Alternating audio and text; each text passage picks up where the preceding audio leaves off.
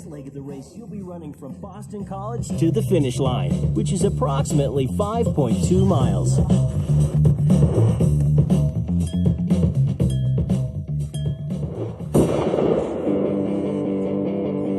This is it. You're past the Newton Hills, and soon we'll see the light at the end of the tunnel.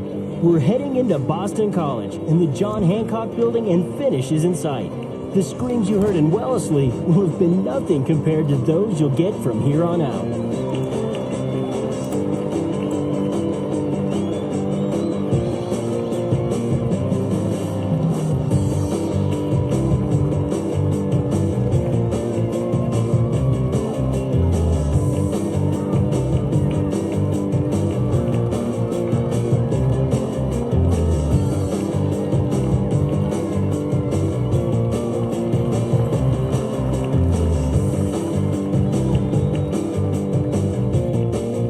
In terms of media coverage, the Boston Marathon is the second biggest single-day sporting event in the U.S., just behind the Super Bowl.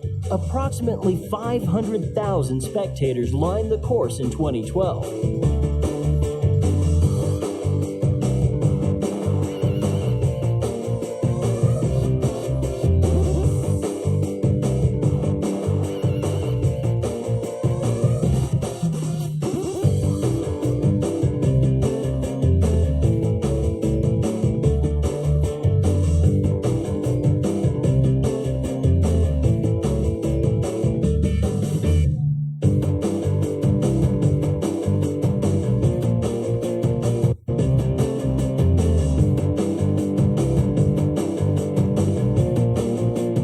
Is the last stage of the marathon. You've made it. Or so your body's trying to tell you. But it still has 5 more miles to go. And though the run is downhill for the most part, it's the true final test of the marathon. So let's go over a few tips to help you out. The worst thing you can do when running downhill is also the most natural, leaning back. To keep wear and tear off your body and improve your times, do just the opposite and lean forward. Just don't break at the waist. Taking larger steps puts more pressure on your knees and makes your quads work even more to control the downhill pull from gravity. So keep your steps small and underneath you. This might feel weird at first, but it gets easier. Try your best to run on the balls of your feet. This will prevent you from overstriding and landing hard on your heel. Keep these things in mind as we start to descend Chestnut Hill Avenue into Cleveland Circle. On your right is Evergreen Cemetery. Evergreen Cemetery became Brighton's primary burial space after the 1764 old burial ground on Market Street ran out of available space. Evergreen serves as the final resting place for prominent Brighton families and veterans of various wars. Notable interments include Richard Taylor, a Medal of Honor winner, William Warren, a U.S. Congressman, and Horatio Homer, the first African-American Boston police officer.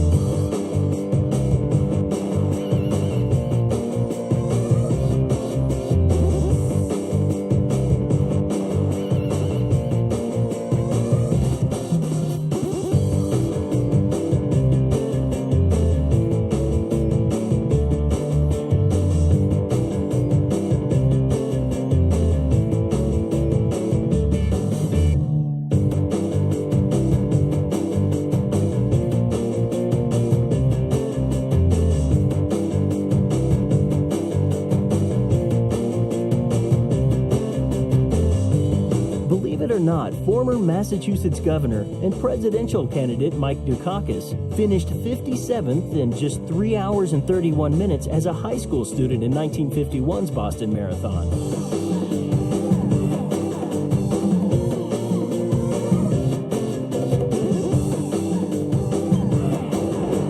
Wow, that's 22. You've got less than 5 miles left. Keep up your pace.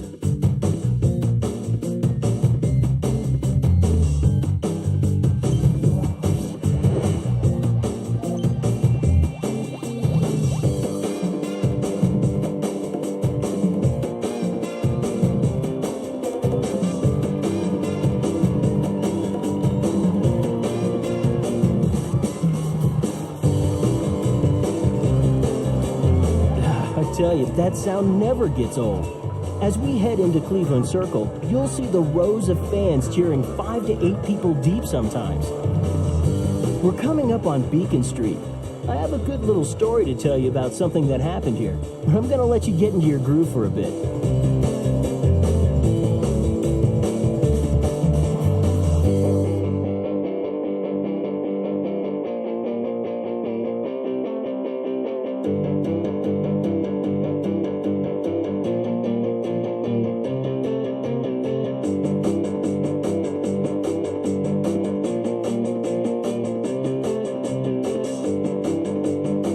Nice. Looks like somebody has those downhill tips down pat.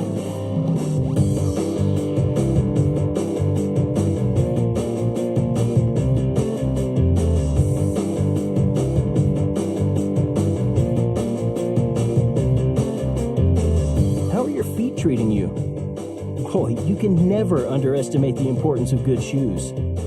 The most important piece of equipment is footwear. Good shoes will help with rubbing, too. Reminds me of something that happened in the 1932 Boston Marathon. After a record-setting pace through 20 miles, Canada's John McLeod faced his greatest challenge of all: blisters. They were so bad that he slowed down entering Cleveland Circle.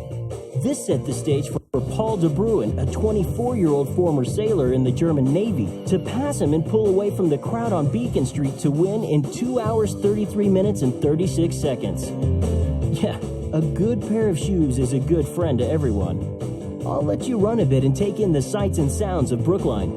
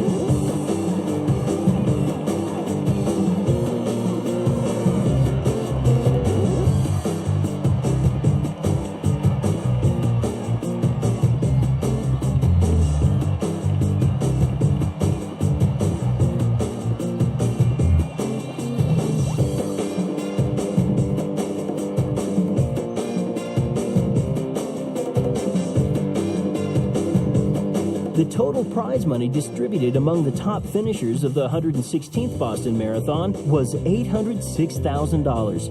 As principal sponsor, John Hancock provided the first ever prize money and bonus awards in 1986 and continues that tradition today.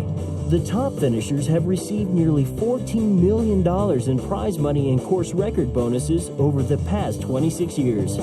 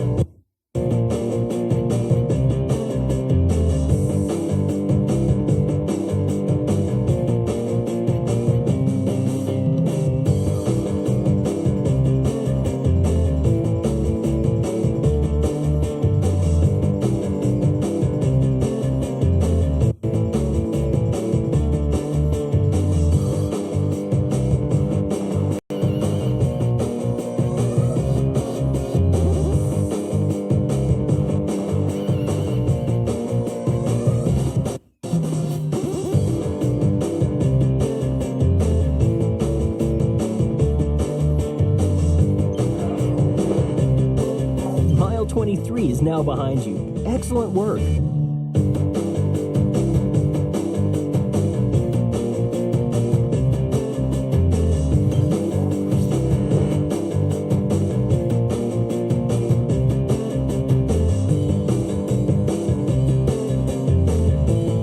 Wow, look at all those people. That's one of the great things about Brookline. With so many people in apartments, it seems like they come out en masse as they step out onto their balconies to cheer you on as you enter the home stretch.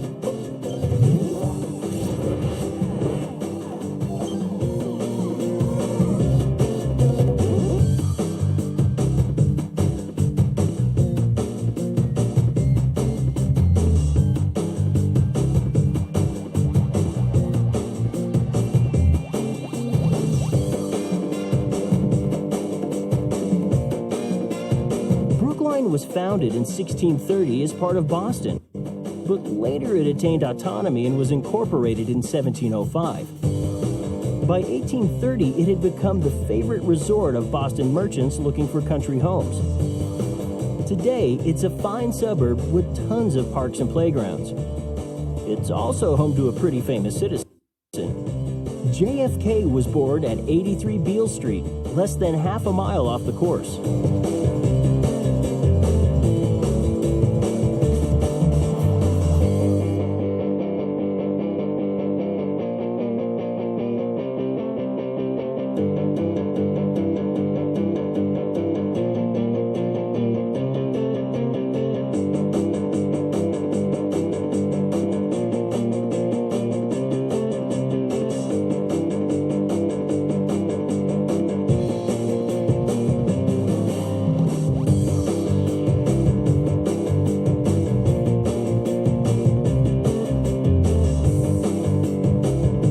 Circle was also site of a rather odd occurrence. In 1901, the 1898 Boston Marathon champion Ronald J. McDonald had a pretty good pace going through the hills, and then suddenly, unannounced, exited the race there. Rumors that McDonald had been drugged were quickly circulated and the topic of much discussion. Hopefully you'll have a better memory of this segment than McDonald did, and maybe you'll even want to write it down. Which brings us to an important training tip. Keep a training log. In the past, you could do this by writing down your time and distances by hand, but the Boston Marathon treadmill ups the ante with iFit. You record all your workouts in progress. I personally like the iFit app that lets me get my training info anywhere and take it on some of my outdoor runs too.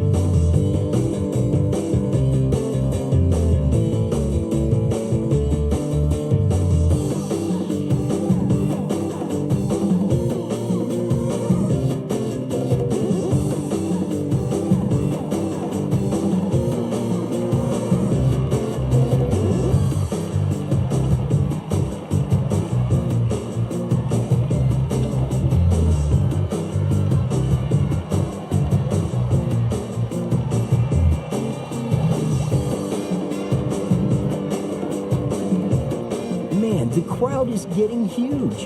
Hopefully this will provide you with a little extra push if you need it right about now.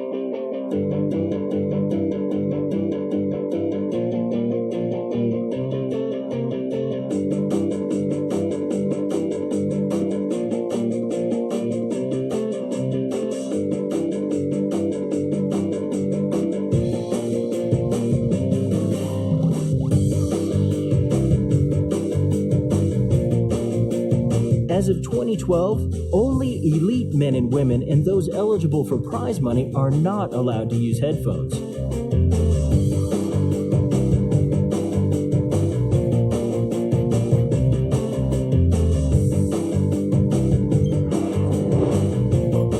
Less than 3 miles to go.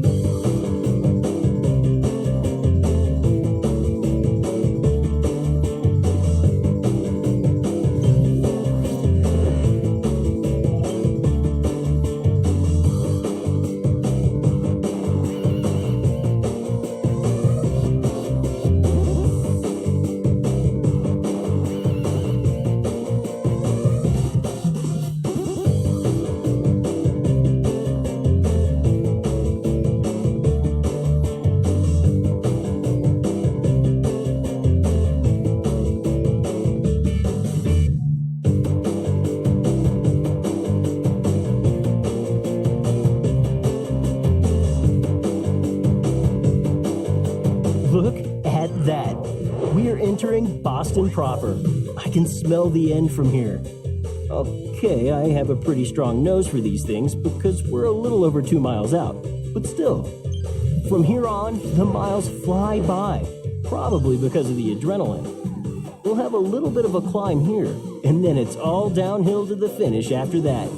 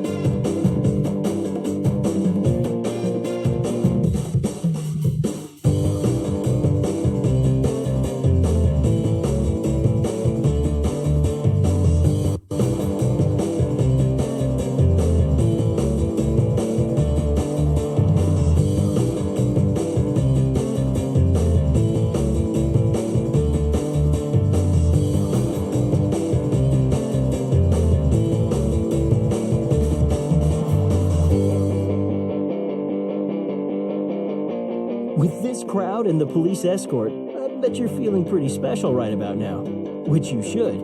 Finishing the Boston Marathon puts you in an elite group.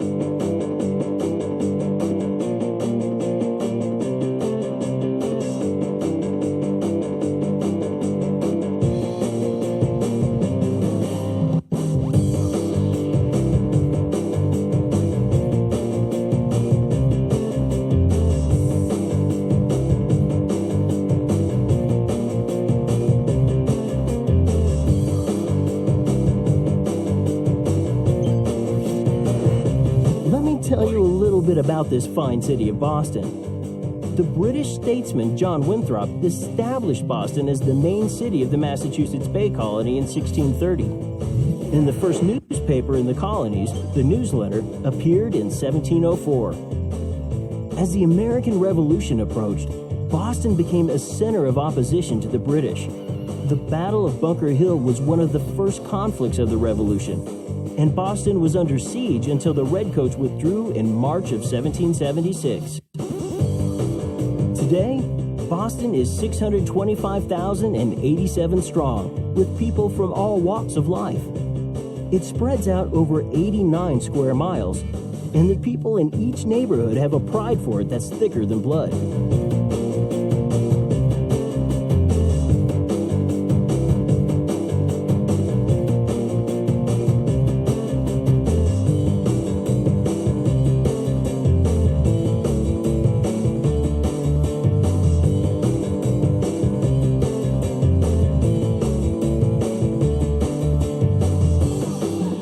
Of other things you should know about Boston. It's not Worcester, it's Worcester. The best coffee in town is from a famous donut place that begins with Dunkin'. And though the bars may be open until 2 a.m., the train stops running at midnight. So plan your celebration night after the marathon accordingly. Or maybe you could just use a good massage afterward. Which brings me to our last training tip. Using a foam roller is critical to your training. It can relieve soreness, reduce recovery time, increase performance, and help you prevent or recover from an injury. But we still have a ways to go before you can use one of those.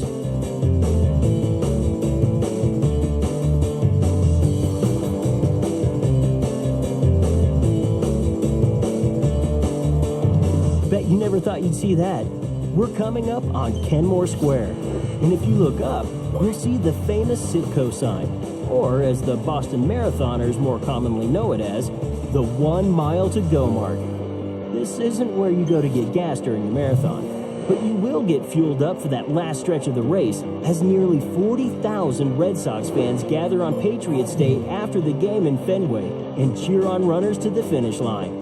If your ears aren't ringing by now, they probably aren't working. Mile 25 down. I can taste the finish line, but remember to keep your form.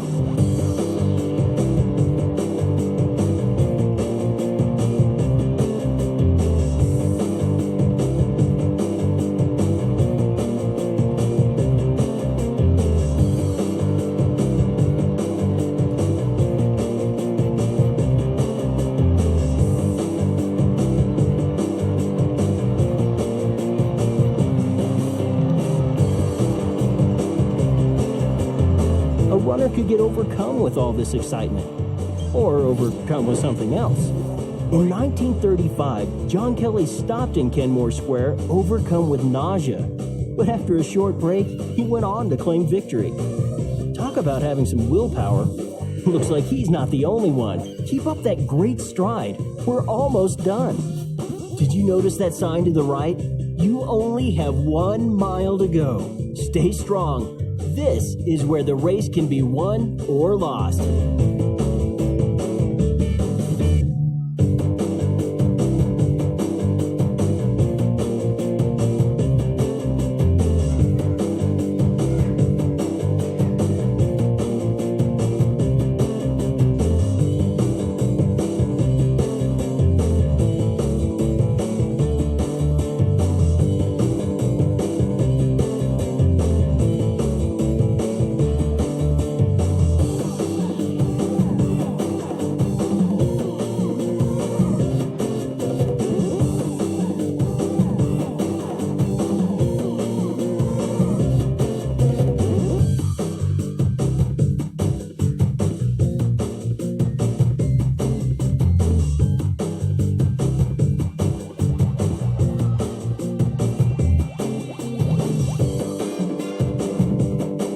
The excitement of purported Viking discoveries in Massachusetts culminated in 1887 with the erection of the Leif Erikson statue that you can see off to your left.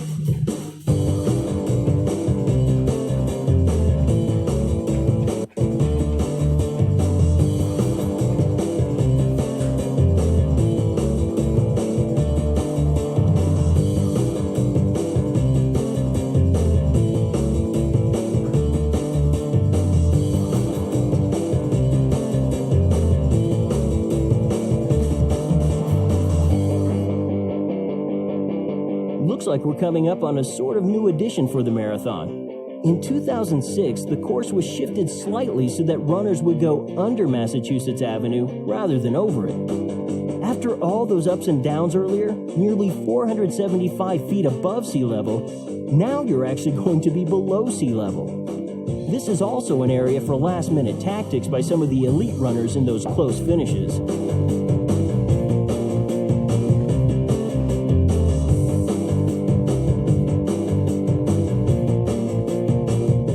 On Commonwealth Avenue, and we'll hit a short stretch of Hereford Street soon. Bet you can taste that finish line, huh? Either that or sweat. You've definitely put in a workout on this one.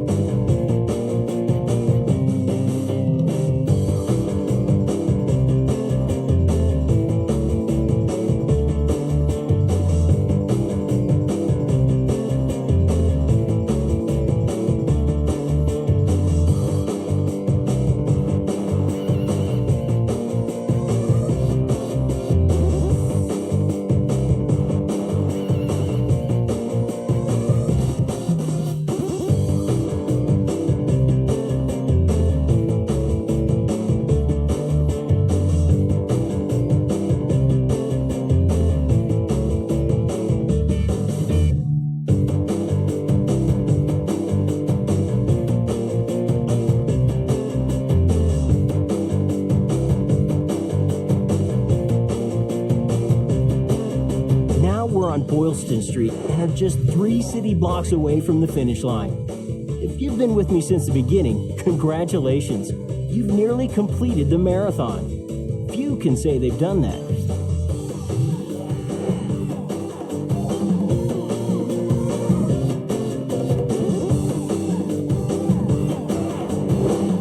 That's 26. Now let's take the finish.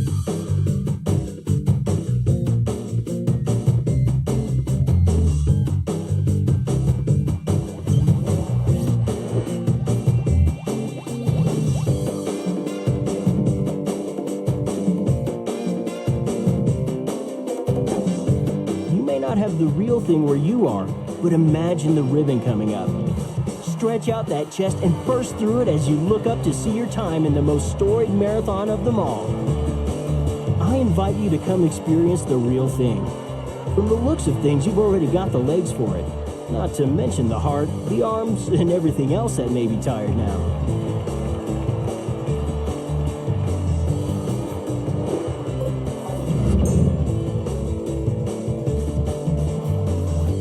Remember to rest up. You've earned it.